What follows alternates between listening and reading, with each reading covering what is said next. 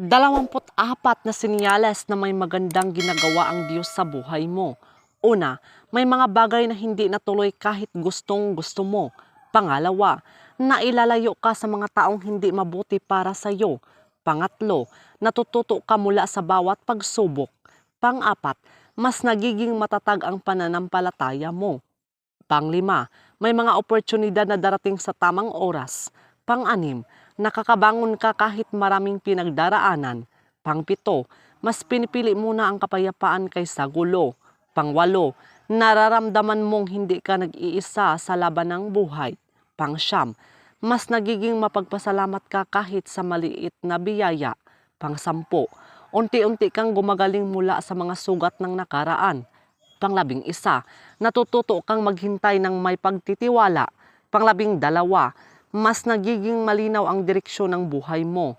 Pang-13, nagkakaroon ka ng lakas na patawarin ang mga nakasakit sa iyo. Pang-14, hindi ka na basta naaapektuhan ng opinyon ng ibang tao.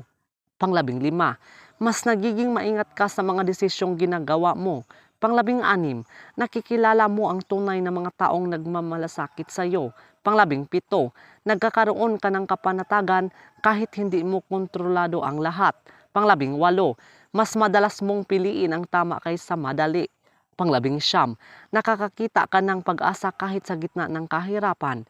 20, may mga panalangin unti-unting nasasagot sa paraang hindi mo inaasahan. 21, mas nagiging mabuti ang pakikitungo mo sa ibang tao. 22, natututo kang bitawan ang mga bagay na hindi para sa iyo. 23, mas lumalalim ang iyong relasyon sa Diyos sa pamamagitan ng panalangin at pananampalataya. 24, kahit mabagal ang progreso, alam mong hindi ka nakatulad ng dati at patuloy kang lumalago. So yun lang po mga kaibigan. So please do subscribe and hit the notification bell para ma-update po kayo sa susunod na mga videos. Maraming salamat.